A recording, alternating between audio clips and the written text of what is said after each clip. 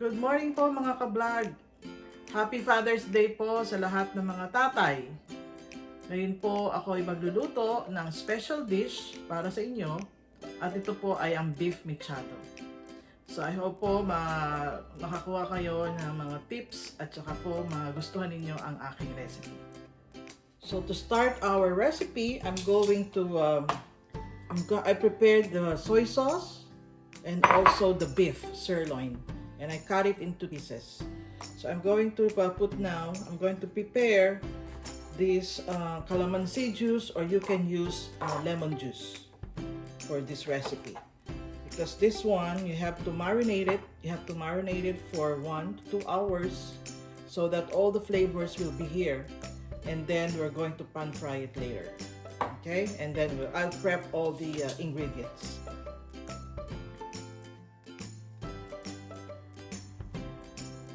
I will marinate this beef with calamansi and soy sauce, or you can use lemon juice overnight, or don't have a lot of time, then you can marinate it for 1 to 2 hours.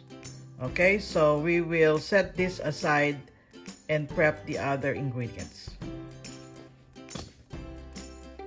Narito po ang mga ingredients for today. So, meron po akong beef here na merong calamansi, na marinate ko na po ng calamansi at soy sauce. So, ito ay patatas, carrots, green pepper, different kinds of pepper, para mas maganda po ang kalalabasan, iba-ibang kulay. Meron ho tayong tomato sauce, sibuyas and garlic. And then, meron ho tayong laurel, paminta, at asin. Okay, so, alika na po. Tara na at ating pong lutuin ang beef mechado. Lalagay ko po ang olive oil.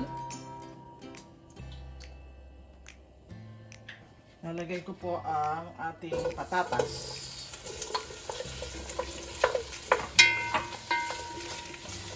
Ano po ito, para maging translucent ang kulay. So, lalagyan natin ang patatas po. Medyo piprituhin natin ang konti.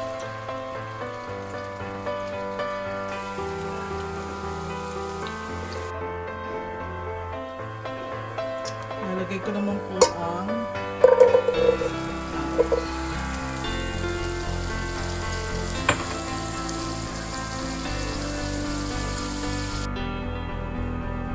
ilalagay ko naman ang ating beef.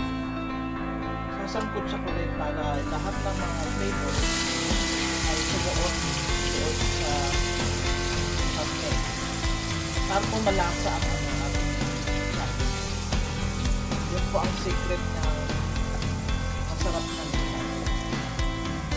Sasangkot siya natin ang gulay. Pwede na po ito ating karne. Tapos so, palalamutin na natin ang seasoning. Ngayon po yung mga natirang marinate, itabi nyo yan kasi mamaya ilalagay rin natin siya ulit para mas maging malasa. Kasi dito po ang calamansi at soy sauce. So, masarap po ito.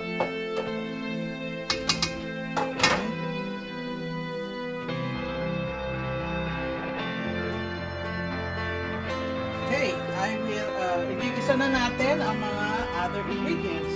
Okay. Garlic.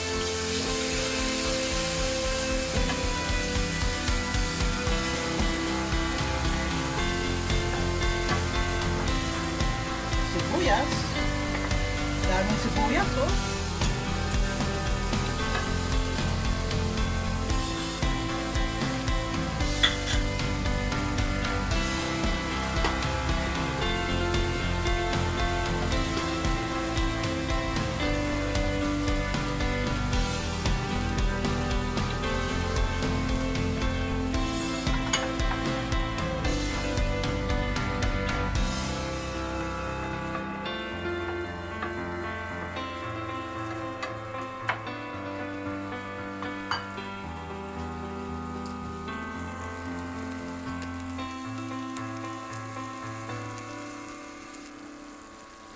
Ayan, malapit na ang ating kamatis, sibuyas, at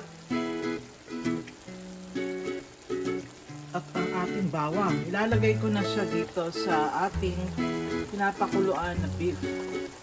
Okay, para maghalo-halo na ang kanilang pangalasa.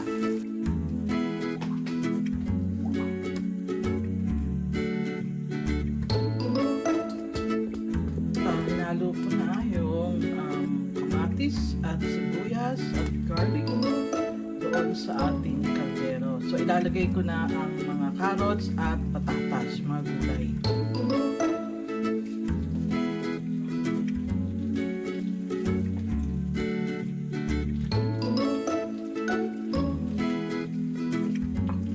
Okay, ilalagay na natin ang patatas at carrots. Kasi ito yung matitigas na gulay na kailangan pa natin palambutin.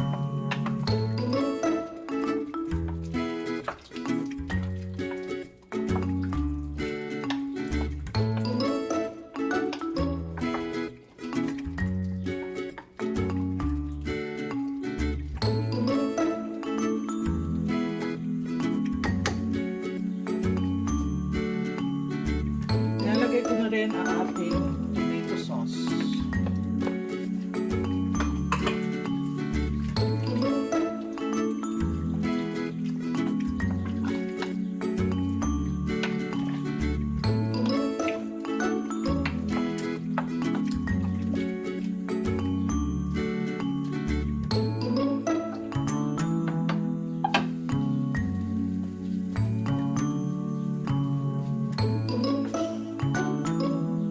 Ilalagay ko na ang ating laurel, asin, at paminta.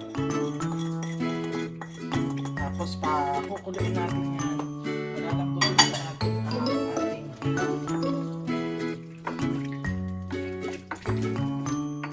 sumarap.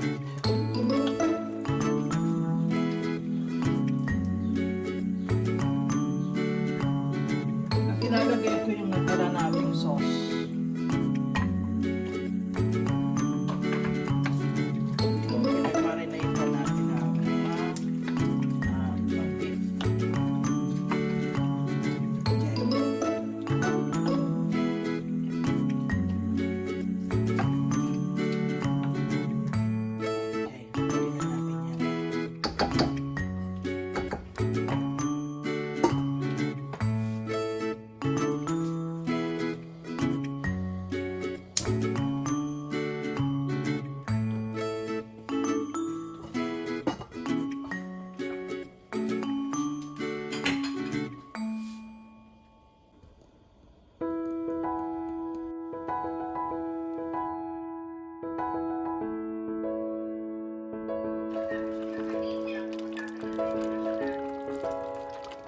So, nilagay ko na ang ating green pepper, red pepper, at saka yellow pepper.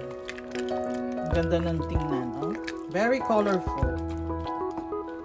So, palambutin pa natin siya. Nadagdagan ko ng asin at paminta na para lumambot pa ang ating beef.